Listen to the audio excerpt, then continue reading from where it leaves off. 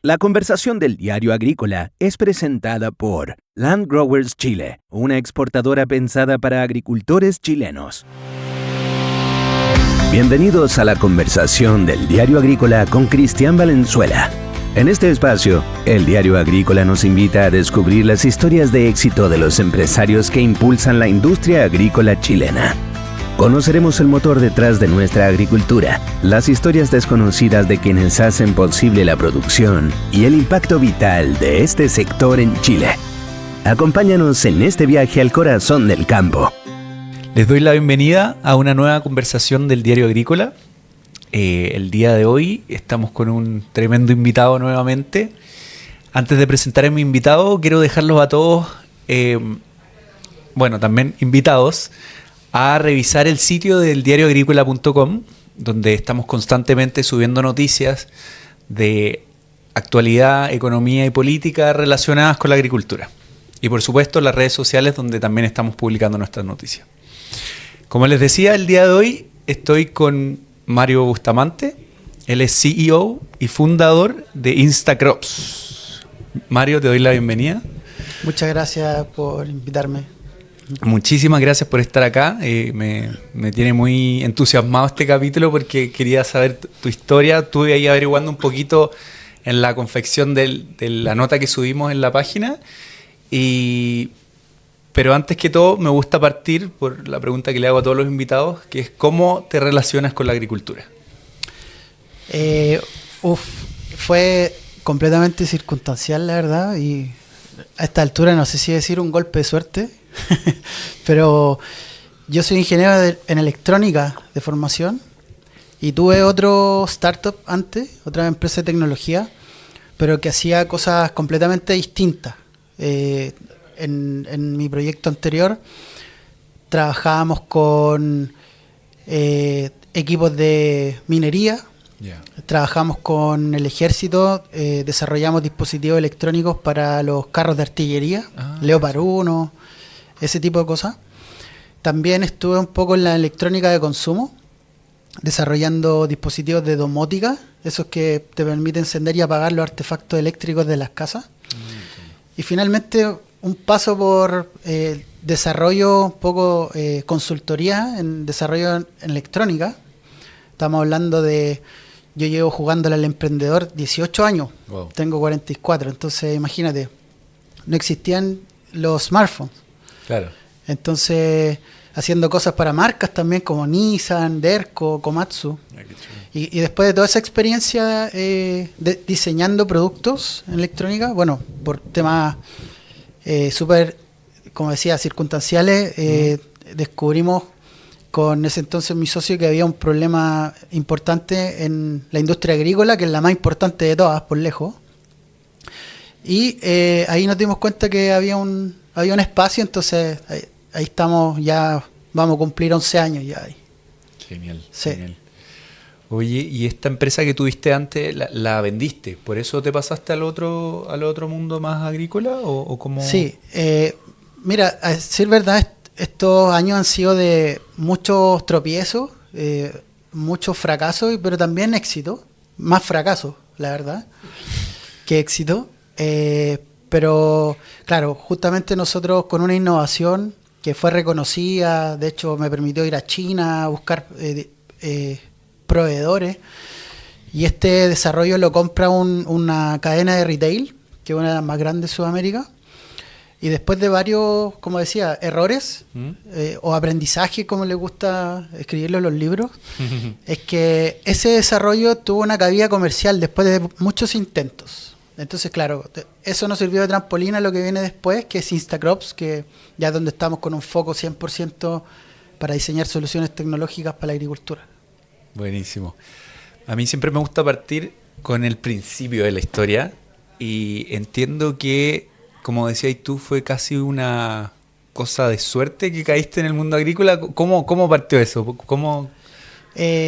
Mira, yo estaba en este proceso de, o quizás ansiedad, de cuál va a ser el siguiente, porque hicimos cosas en minería, como te comenté recién, y después de esto, de este acercamiento que tuvimos con este retail,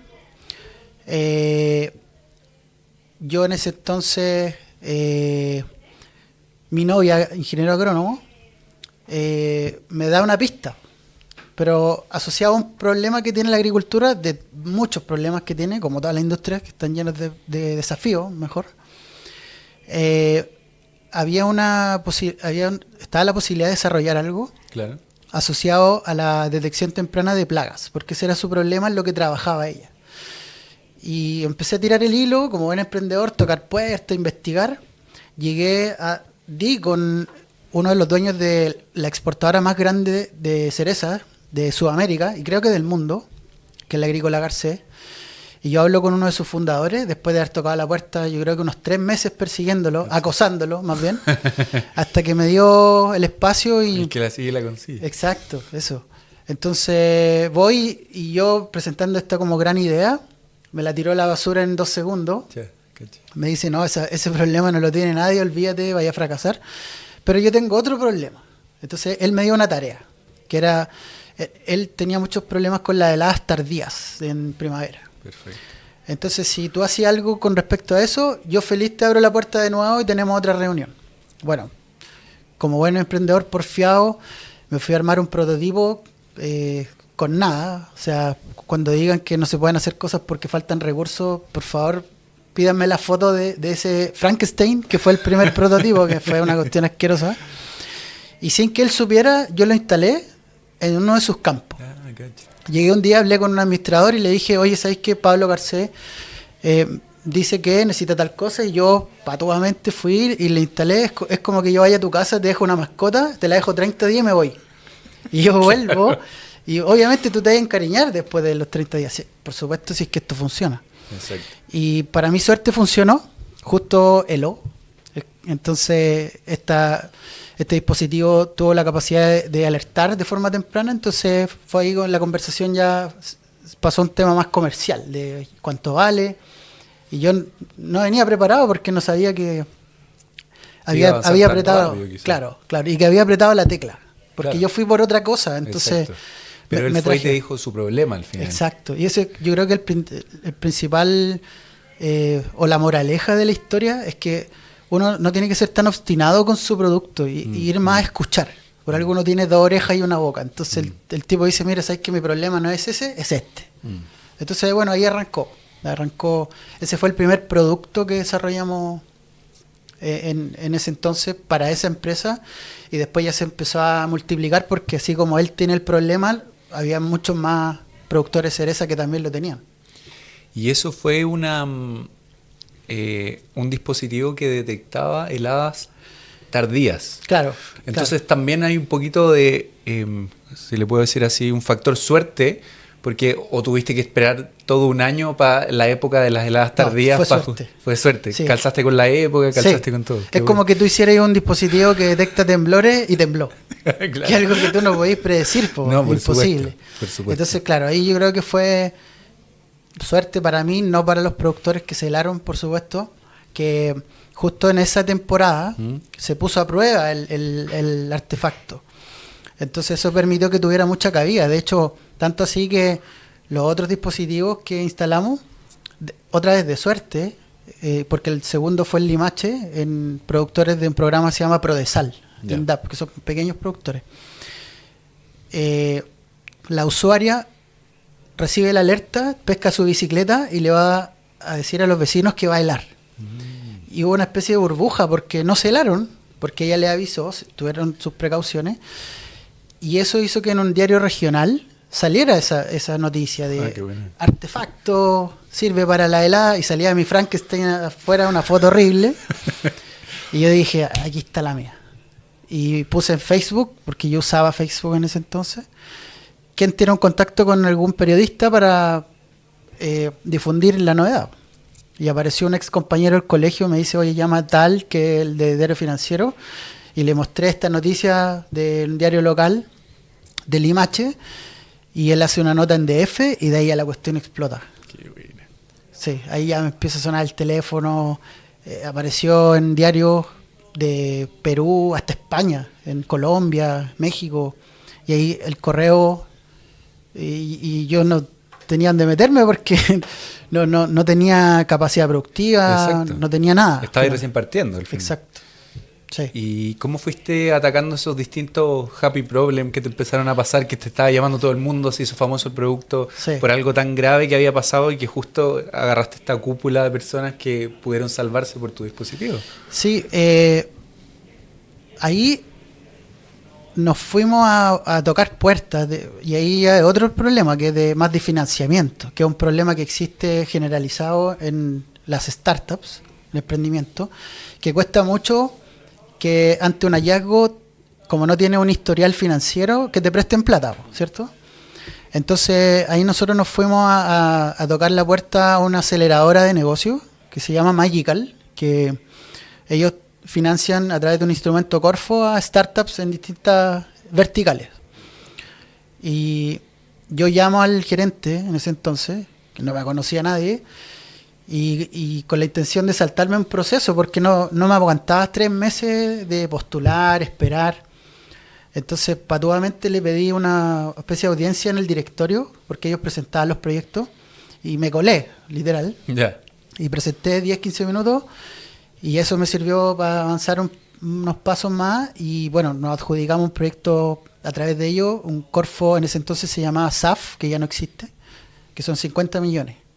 Y de ahí ya arrancó todo. Ahí ya contratamos a las 2 primeras personas, hicimos el sitio web, básicamente la parte legal con la constitución de la empresa. Entonces todo eso arrancó a raíz de eso, de ese financiamiento. De ese financiamiento. ¿Y cuál fue? Porque, claro, ya tienes tu primer financiamiento. ¿Cómo partiste? ¿Producción? ¿Empezamos a hacer distintos prototipos de cómo mejorar esto? ¿O empezamos a producir en masa lo que ya tenemos? ¿Cómo atacaste ese problema en ese momento? Al principio fue de locos porque como esto, a diferencia de todo lo que yo había hecho antes, persigue una estacionalidad. O sea, las plantas no pueden esperar. El invierno no puede esperar. En cambio, en la industria automotriz o militar, si tú te demorabas un mes más en desarrollar un prototipo, no pasaba nada. Exacto. Pero acá sí. Acá te perdiste la ventana y tenés que esperar un año. Entonces esa efervescencia de, oye, hay que mover todo muy rápido. Y bueno, no había oficina. Lo único que había que atender pedidos. Entonces en ese sentido era un problema feliz porque ahí éramos todos armando máquinas al final. Estas cajitas que instalábamos en el campo y después era con... de hecho, sin vehículo, teníamos que conseguir vehículos, no teníamos herramientas, arrendábamos escalera en Sodimac. No sé si puedo decir en la marca, pero... No, dale nomás. Pero era todo, imagínate tirarte de precipicio y el paracaídas armándolo en el camino con nada. Una caja de fósforo y sal, y eso es todo lo que teníamos. Bueno, y obviamente muchas ganas de emprender. Exacto. Y esto, porque bueno, pasa toda esta primera etapa, me imagino que empiezan a crecer. ¿Cómo empieza ese crecimiento?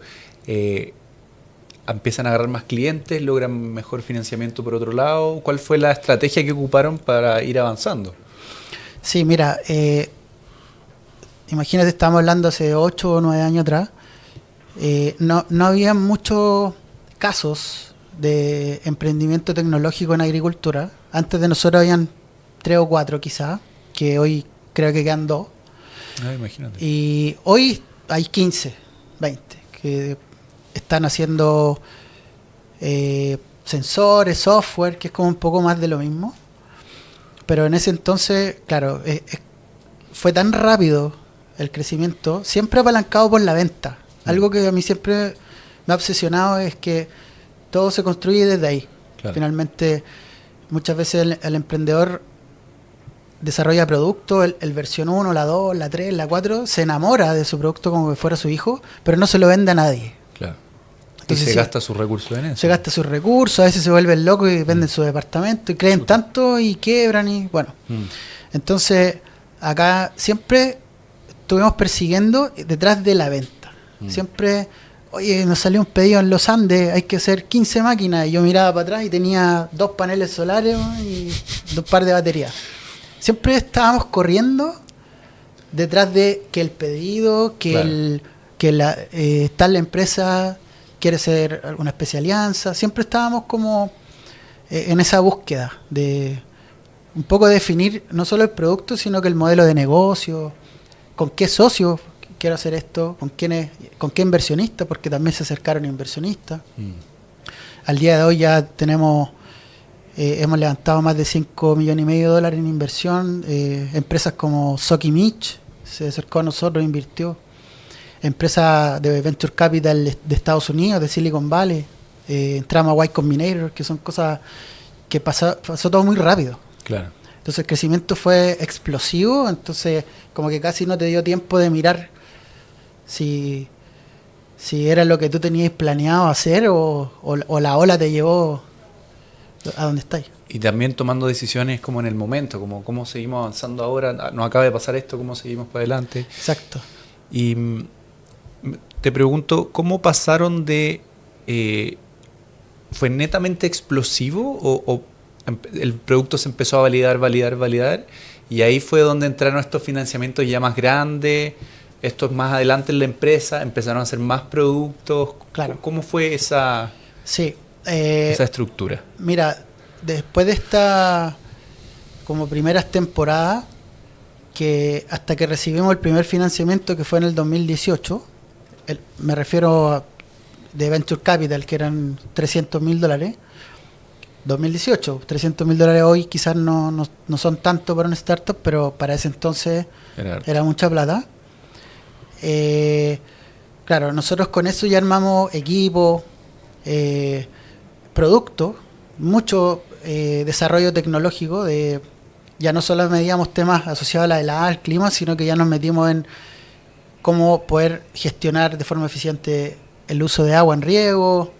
Nos fuimos metiendo cada vez más en distintas problemáticas con la intención de que Instacrops fuera una especie de sistema operativo, como un all-in-one. Todo lo que tú tengas que gestionar en campo lo puedes hacer desde una única plataforma, porque vimos que hay empresas agrícolas que tenían un proveedor de estación meteorológica, un proveedor que controla el riego de la caseta, un proveedor de imágenes, uno de drones y así. Entonces con 4 o 5 le estoy traspasando la responsabilidad de la toma de decisiones al productor y hacer login en 4 o 5 plataformas distintas. Entonces eso es lo que buscamos y perseguimos en un inicio, de cómo hacer como este one-stop shop en una única plataforma y que en simple le diga al productor, sabéis que tenéis que regar tanta hora. Claro. ¿Y qué pasó con eso? ¿Era el objetivo inicial? ¿Se logró? Sí. ¿O hasta dónde están apuntando? ¿Cómo? Mira, yo te diría que sí, y el crecimiento fue tan acelerado que siendo bien honesto se descontrola en un minuto. Y ahí es cuando empiezan a ver los primeros porrazos, derechamente. Claro. Porque uno como founder a veces es demasiado optimista, ¿cierto? Y en épocas de año 21-22, donde había mucha plata de Venture Capital, el emprendedor optimista o ese rayado era un activo, o sea, algo bien visto, ¿cierto? Entonces yo quemando plata como hijo rico, levantamos mucha plata y la quemamos, abrimos oficinas, imagínate, abrimos oficinas en México, en Colombia, nos llevamos la matriz a Estados Unidos, contratamos la ex Shell, el ex Cencosud. Entonces fueron con todo. Eso. Entonces el Excel decía un bonito 3x, 4x en los crecimientos, pero en el Excel no salía que iba a haber un ruido atmosférico, que la cereza se iba al suelo. Entonces toca un plan muy ambicioso, destruirlo en 2 semanas, algo que planeaste un año. Entonces ese baño de realidad es muy estresante y no es para cualquiera, porque hay gente que se rompe. Hay mucha gente que en el camino se rompió. Wow. Y quizá responsabilidad obviamente mía, pero que lo que ocurre ahí es que... Mucha gente que trabajaba contigo, te refieres. Sí, en general el entorno, porque te sometías a situaciones de estrés que no estaban en el Excel. Claro. Entonces no cualquiera lo aguante, no cualquiera tiene por qué aguantarlo tampoco, ¿cierto? Y uno mismo, porque tú te veías en una posición de, oye, esto no era como yo creía que iba a ser. Claro. Y Y en te buen enfrentas francés... ahí a la realidad. Exacto, y en buen francés llega un minuto que cada vez más frecuente decir, hoy la cagué. Entonces, hay que siempre estar ahí con el pedal. Y como decís tú, te enfrentás a ti mismo también. Así es. Porque te das cuenta de cosas que tú tenías quizás por cierta y empezás a darte cuenta de que no. Y uno como fundador a veces es el principal cuello de botella de su propio proyecto. Wow. Porque o es el demasiado optimista que el resto lo percibe, este está loco. No, está loco, ¿cómo? Un Elon Musk. Exactamente. Entonces, claro, Elon Musk con esa billetera, capaz que gente la aguanta, se lo banca, pero no todos están dispuestos a eso, y ni uno mismo, porque a veces tú te veis estresado y a veces con el síndrome del impostor también, de yo no me la puedo, yo pensé que iba a ser distinto, sentís que le estáis fallando no solo a los inversionistas, sino que a tu equipo, y claro, se convierte en un tema, pero yo creo que es parte de... Te tiene que pasar, ¿no? Porque a mí me gusta leer libros, y los libros dicen esto. Y tú te decís, va a pasar. A mí, ¿cómo me va a pasar? A mí no me va a pasar. A mí no me pasa esto. Pero te pasa hasta que te pasa. Claro. Y está la otra alternativa a lo que decía, que era tener el pie en el freno demasiado. Siempre. Entonces, claro, ahí no avanzáis por ningún lado. Como el botón de Donald Trump, ese para activar el modo guerra, tú tenés que andar con ese botón todo el día, todos los 24/7. días, 24/7, porque en cualquier momento tenés que apretar. Wow, es verdad. Oye, y para ir terminando la primera parte de esta entrevista, ¿cómo lo ves hoy día mirando hacia el pasado? Como todos estos problemas, porque hablábamos antes de empezar a conversar que al final uno ve la historia bonita, uno ve los millones de dólares levantados, uno ve los miles de sensores, los países donde uno está, los miles de campos, pero mirando hacia atrás, ¿qué...? Sí, cuesta, porque llega un punto en que no es por autoflorearnos, pero estuvimos en YC, somos la primera startup de agrotecnología de Latinoamérica en entrar ahí, primera, y no hay otra. Nos ganamos el año pasado el TechCrunch Disrupt de la versión 200, estuvimos en San Francisco, o sea, nos ha tocado conocer gente de Tier 1 de inversión de Venture Capital con los fondos 1, Sequoia, Kasek, hemos hablado, los conocemos. Claro. Pero al mismo tiempo, también nos ha tocado que, no sé, pues se nos acaba el confort y no tenemos plata para comprar el confort. Pues. Entonces, tú tenés que estar siempre con ese como constante como baño de realidad, y el principal aprendizaje es ese, de que todo tiene su tiempo. Hay que aprender a leer muchas veces no solamente el entorno, el mercado, sino que a tu equipo, a ti mismo. ¿Seré yo? ¿Podré? ¿O espero? Porque a veces uno le mete 100 sin freno. No, vamos nomás. Hoy salió una oportunidad, nos escribieron de España, y sin pensarlo. Sí, dile que sí, véndele, por vender. Y quizás personalmente en mis 30 años era así. Ahora que tengo sobre 40, ahora ya elijo mis batallas porque no quiero que me pase lo que le pasó al de los 30. Exacto. Voy a saludar a quien hace posible este programa. ¿Quieres vender tus nueces, ciruelas, almendras, avellanas o pasas? En Land Grower Chile somos tus socios confiables. Pagamos el precio justo con rapidez y cercanía. Contáctanos al 22 639 0331 o en landgrowers.cl. Land Grower Chile, una exportadora pensada para agricultores chilenos. Ya regresa la conversación del Diario Agrícola. ¿Estás pensando vender la producción de tus nueces, ciruelas, almendras, avellanas y pasas? En Land Growers Chile encontrarás un verdadero socio, transparente y confiable, donde el objetivo es pagar el precio correcto de tu producción con un servicio ágil, cercano y con rapidez en los pagos. Llama al 22-639-0331 o bien entra a landgrowers.cl, o si prefieres, contáctalos al mail info@landgrowers.cl. Land Growers Chile, una exportadora pensada para agricultores chilenos. Ya estamos de vuelta para seguir conociendo las historias que mueven la agricultura chilena en La Conversación del Diario Agrícola. Seguimos con el segundo bloque de la conversación del Diario Agrícola. Nuevamente quiero dejarlos a todos invitados a que revisen el sitio diarioagricola.com, donde estamos subiendo constantemente noticias del agro y cómo la actualidad, la economía y la política le pegan a cada una de estas. Sigo con Mario Bustamante, CEO y fundador de Instacrops. Mario, qué entretenida primera mitad de la conversación.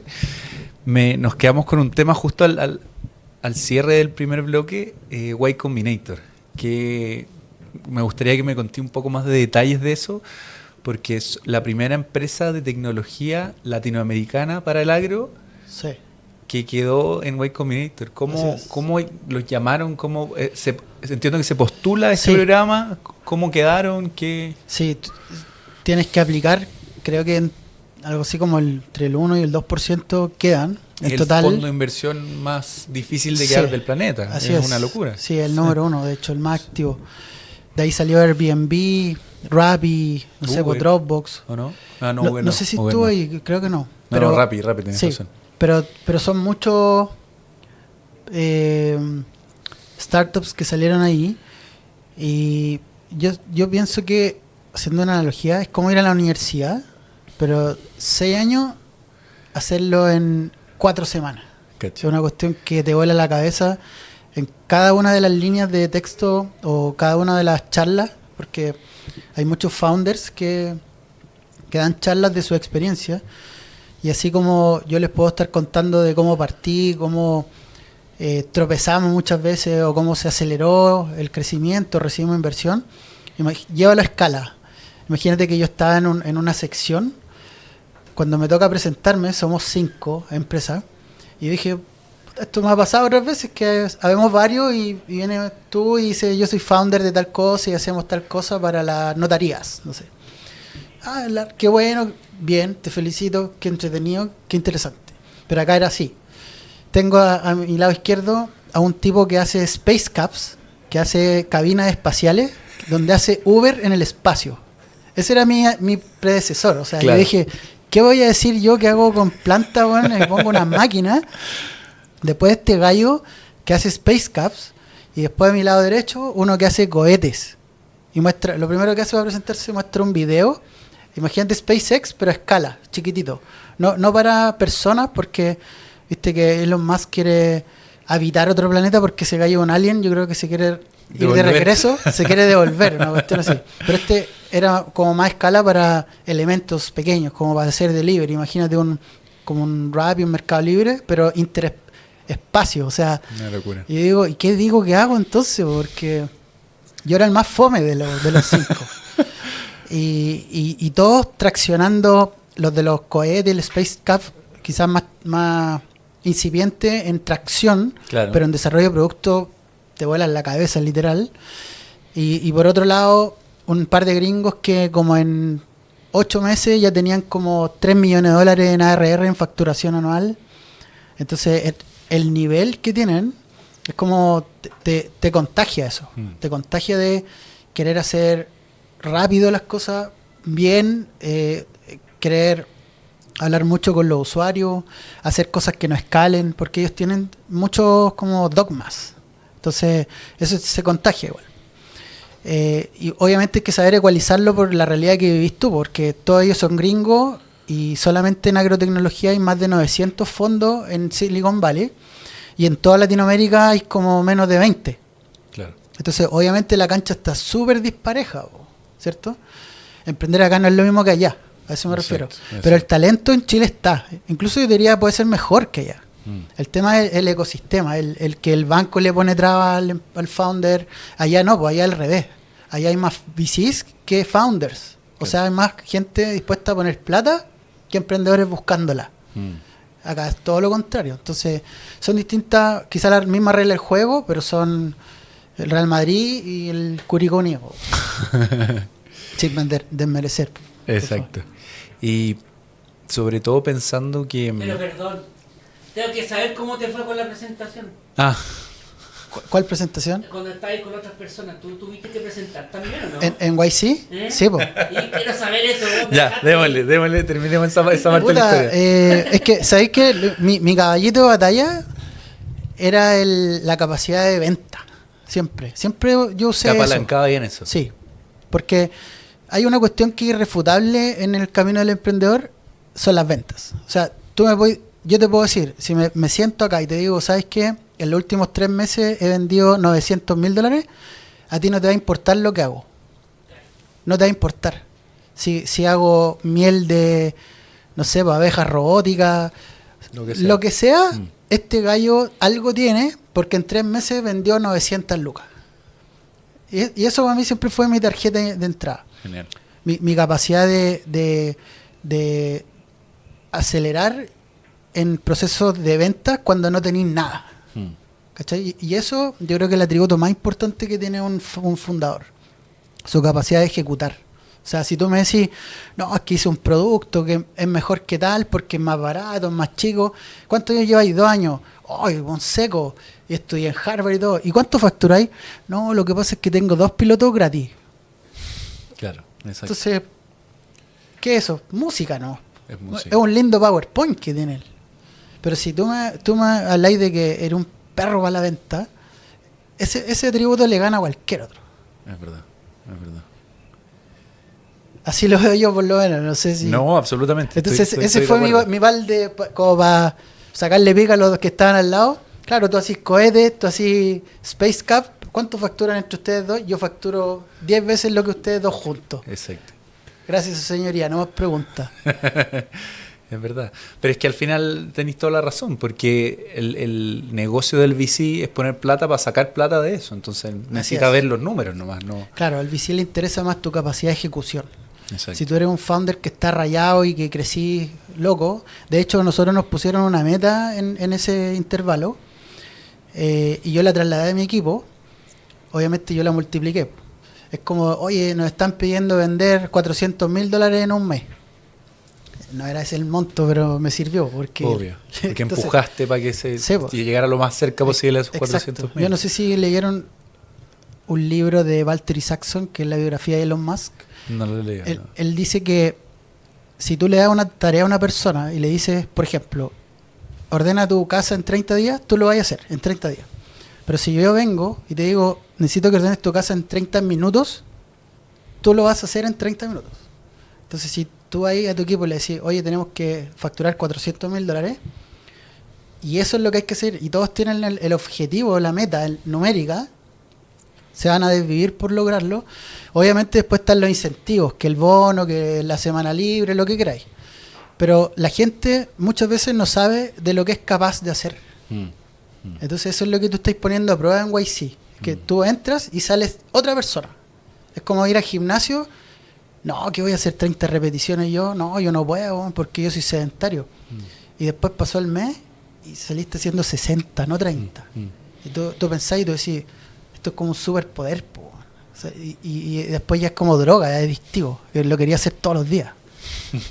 ¿Cachai? Entonces eso es como lo que provocan ellos, como esa droga de querer hacer más y meterle. Exacto. Oye, Mario, y después de este paso por algo tan grande como YC, ¿hubo un cambio en la cultura de la empresa, en tu mentalidad, en cómo abordabas los problemas después de eso? Sí, yo creo que sí. Más allá de la plata que levantaste y los contactos que te hiciste, que eso también es súper importante. Claro, es que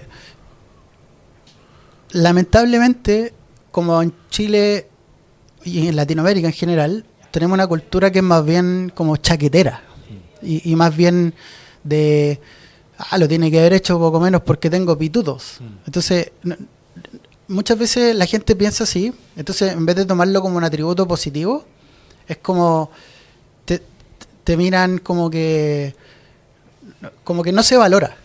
No se valora.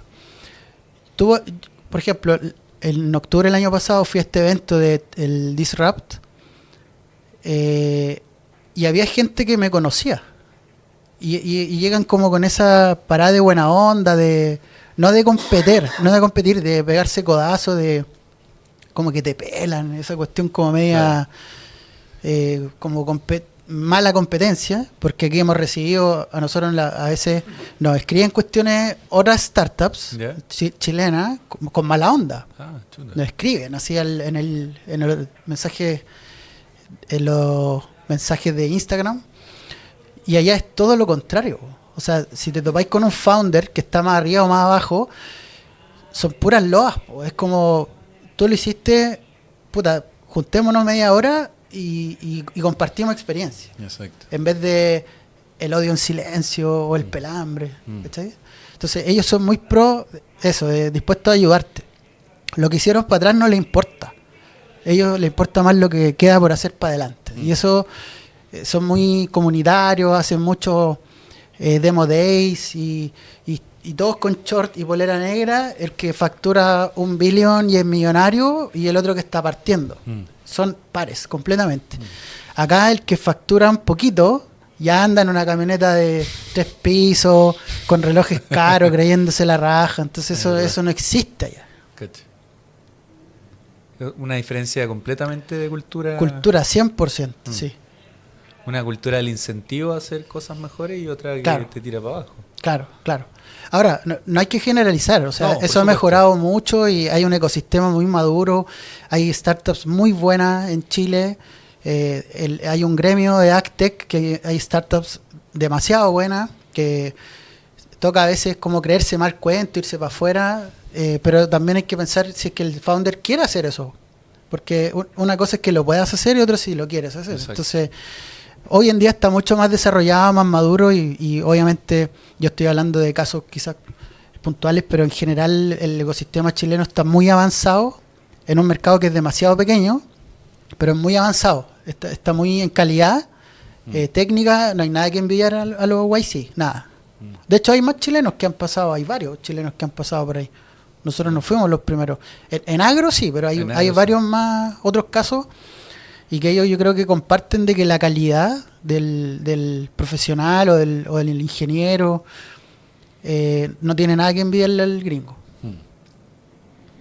Sí, estoy de acuerdo. Hay que creérselo nomás. Es verdad. Es algo que hemos hablado harto en este programa, un tema de que aquí en Chile tenemos las personas, las capacidades, la tecnología, el desarrollo. Exacto. Solo que una de las grandes cosas es creérselo. Sí, por ahí parte. Un poco de tema actitud, el mindset del emprendedor, leer un poco más de libros, porque hay veces que uno encuentra cosas ahí, y ser impetuoso. Yo partí así, le escribía directamente al Garcés cuando partí. Le tengo que haber escrito unos 50 correos, por lo menos.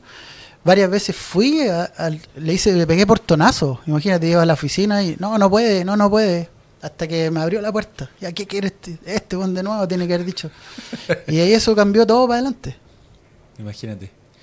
¿Y piensas que esa cualidad tuya hizo la diferencia en cómo partiste y cómo estás ahora? Porque tú me decías, y como yo partí con nada, y ahora lo que tengo es porque es una historia de mucho éxito, pero que también ha tenido muchos traspiés en el camino. O sea, Sí. ¿cómo lo miráis para atrás? O sea, 99% son fracasos. O sea, eso que entre paréntesis leí la nota que hicieron y le salió impecable, porque tiene la cronología perfecta, pero ahí está claro, solo la parte buena, de lo que vendiste, levantamos plata, los premios, nos ganamos una boni entre medio, pero nos sale el otro 99% del tiempo en que nos pegamos muchos porrazos en productos, cliente enojado, se fue gente valiosa del equipo, quemamos más la plata de los inversionistas en alguna parte, muchas cosas que van pasando en el camino que no están en ningún manual. Es cierto.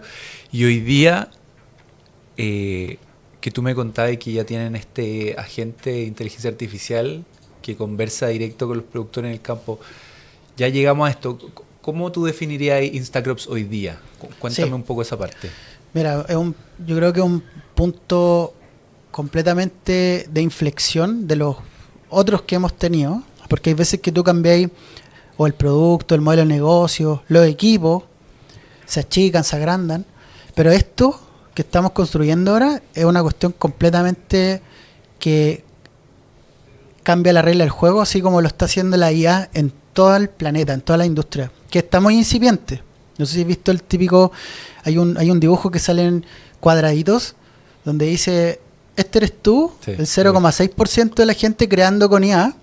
Estamos recién partiendo, imagínate. Es verdad. Pero la cuestión avanza tan rápido, y esto es un cambio tan radical, es que nosotros estamos creando agentes. De hecho hay uno que se llama Instadrop, que es gratuito, que no sé si lo podemos pegar después en los comentarios algo de la... Absolutamente. Para que la gente lo descargue de forma gratuita, donde estamos aprovechando datos de todos estos años de una red de sensores, de riegos, de clima, imágenes satelitales para medir el vigor de distintos campos. Es todo un conocimiento que tú tienes acceso hoy solamente preguntando por WhatsApp. Entonces es como tener un asesor, un complemento, porque es el complemento de un asesor. Nosotros lo llamamos asesor, no lo reemplazamos, lo complementamos. Claro. Y tú dices, oye, quiero regar mi campo, o quiero saber cuántos kilos de cereza voy a sacar en el sector 32, variedad Lapins. Y esto, a través de modelos, analiza volúmenes de datos que antes no podías analizar, porque la capacidad de cómputo existe hoy y es barata. Antes era muy cara, muy lenta. Y que todas esas fuentes de datos se transformen en un accionable. No en un dashboard, no en otro gráfico, que eso existe mucho, que todos están obsesionados con el dashboard. No, es que yo muestro más cosas en un dashboard, como que fuera un piloto de un avión con 800 botones. Claro. ¿Qué hago con esa cuestión, po? Es como eso, yo me mareo y con todas esas teclas que tenés tú ahí. y a veces se usa una o dos nomás. Claro. Mira, ¿sí, viste? Estás usando una tecla, las otras están de adorno. Claro. Entonces al final tú decís, esta es la tecla que tenéis que apretar para regar menos, para usar el agua justa, lo que significa energía, porque el agua cuesta, ¿cierto? La boleta de la luz al final de mes. Eso hace que la planta sea más productiva, mejores calibres, puedas tomar decisiones de packing, de las bolsas, las cajitas. O sea, es un cerro de plata que te podía ahorrar y solamente con una pregunta por WhatsApp. A eso queremos apuntar. No instalen más cosas, no más dashboard, no más cosas difíciles, no más fricción. Solo por WhatsApp le preguntáis a la gente experto en riego, al que es experto en nutrición. Entonces yo voy teniendo, en una operación agrícola puedo tener 30 gente, cada uno especialista. Y interactúo con ellos con uno que es generalista. Entonces es como contratar personas a una fracción de costo que me ayudan a hacer mejor agricultura. Esa es la visión. No, me parece increíble. Y que lo digáis de manera tan simple, porque para allá va la cosa, yo creo, ¿no? Sí. Como que uno le da esa sensación, sobre todo ahora con el mundo de los agentes, que ya se está volviendo como algo más común, por lo Exacto. menos la gente que ocupa inteligencia artificial. Así es. Cero fricción, eso Cero fricción. Y después va a llegar un minuto, que yo ya lo estoy viendo, porque al ser parte de YC, tú te quedas para siempre ahí, entonces tienes acceso a información de las compañías actuales. Perfecto. Yo veo el batch de ahora, y por ejemplo hay una startup que, obviamente yo cuando veo algo interesante, me trato de pegar y aprender de ahí. Es que tiene una plataforma que hace que los agentes colaboren entre sí como los equipos de trabajo. No te creo. Entonces hay un agente que es el marketer que conversa con el operaciones, resuelve los problemas entre ellos y tú nunca supiste. O sea, es una cuestión brutal.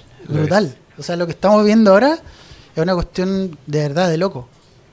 Y piensa que ahora miramos, o tú que estás mirando YC y lo que está pasando hoy día, piensa en 5 años más, o sea 5 meses diría yo. Bueno, Ni de siquiera hecho, 5. pero por eso 5 años más también no es tanto tiempo y Así es. ¿dónde vamos a estar en 5 años más? Así es. Sí, de hecho, yo creo que hay visiones muy dispares, porque hay algunos que dicen que poco menos los humanos vamos a sobrar y hay otros que dicen que vamos a tener más tiempo, porque esas 9 o 12 horas diarias que trabajáis van a estar tus agentes resolviendo problemas y vais a tener más tiempo finalmente para no sé qué, pero eventualmente el trabajo como se ve hoy en día, imagínate, la IA partió por algo muy difícil que es la ingeniería de software. O sea, eso requería estudiar 6 años. Hoy lo reemplazó. Un ingeniero de software ahora lo tenéis por $20. Ya no hay que programar. Entonces imagínate cómo va a escalar esto con la otras profesiones, otro oficio, hasta que viene el physical AI. O sea, ya se metió en tu casa. Se metió aquí en el mundo real, no solamente en el cibernético. Ahí yo creo que, ahí sí que vamos a estar de sobra nosotros, como la serie de Black Mirror, no sé si la viste, pero ahí yo creo que va a estar brutal. No sé si lo alcancemos a ver, yo creo que sí, pero va a ser una cuestión de ¿Y loco. esa es tu visión? ¿Tú compartes esa visión? ¿Crees Sí, que para allá va la 100%. cosa? Que Sí. al final vamos a tener tiempo libre porque la inteligencia artificial se va a encargar de todo lo demás. Exacto. De hecho, la gente que vive hoy por ejemplo, yo vivo en el campo, yo vivo en una granja. Yo no vivo en Santiago, en esta de los tacos y eso. Yo vivo en Curicó. Y habitualmente la gente piensa hoy que el salto es desde el campo a la ciudad. Y aquí va a ser al revés. O sea, lo que menos va a haber, gente dándole comida a una gallina, y la gente va a buscar eso, porque va a estar tan cibernético, tanto robot en las calles, tanta cuestión automatizada. Tanta hiperconexión. Exacto, que tú finalmente te sentís inútil, y una forma de conectarte con el planeta, ¿por qué no dándole comida a una gallina? O tú haciendo tu propia comida, no sé. Esas cosas yo creo que van a ser como las que marquen la diferencia. Es verdad, es verdad. Y en el mundo ya se está viendo una tendencia de volver de la ciudad al campo. Así De a es. poquito la gente se ha ido. Sí. Y me imagino que también tú lo viviste, si es que vives en el campo o has vivido toda la vida en el campo. Yo nací en Curicó, pero salí a los 17 años, no volví más, hasta ahora en la pandemia que volví. Ya. Sí. Perfecto. Pero claro, el estilo de vida obviamente muy distinto, pero claro, la gente se arrancaba por el COVID, que los retiros, que tenía plata para hacerse una casa en el campo, pero ahora va a ser algo más allá. O sea, sin lugar a dudas van a haber robots entre medio de nosotros. O sea, no va a faltar el gallo que va a pololear con una robot. Seguro. De hecho, en Japón ya lo hace. Imagínate, eso va a ser algo normal. Para una o dos generaciones más va a ser algo completamente normal.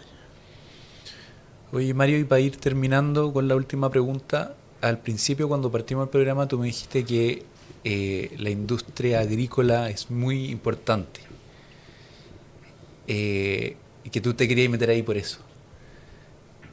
Ya llevando todos estos años y toda esta experiencia en Instacrops y todos estos fondos de inversión, qué sé yo, negocios exitosos, no exitosos, expansión, ¿cuál dirías tú que es tu visión al respecto de la agricultura y de cómo ha ido creciendo tu empresa alrededor de esto? Yo creo que el agro se ha ido modernizando. Ya la gente entiende que implementar tecnología ya no es un nice to have, no es algo como que sea opcional. Hoy, como se está sufriendo tanto que los márgenes están estrechos, por el caso de la cereza, como esto es cíclico, siempre va a haber una necesidad de hacer más con menos, siempre. Y la tecnología sirve para eso. Entonces, si tú tenías un campo de 100 hectáreas, que antes te entregaba $5 por kilo de cereza, ahora no paga ni $1, estás obligado, si no te vas a morir. Entonces, la única forma de hacer eficiente tus recursos es con tecnología, la única. Entonces, mi visión es que la agricultura, obviamente, es la industria más importante, no una de las más importantes, porque tenemos que comer, sí o sí, y es la menos tecnológica. Es el trade-off que es lamentable, porque a pesar de que está cambiando, no sé si escuchaste que Peter Thiel, que es un fundador, el de PayPal, socio de Elon Musk, socio de Palantir, un montón de otras, billionaire, acaba de invertir en una startup de agrotecnología. Sí. Entonces, como en los VCs se hacen muchas cosas de contagio, yo espero que ahora ese tipo de iniciativas hagan que la gente se dé cuenta de lo importante que es implementar tecnología en esta industria. Absolutamente, absolutamente.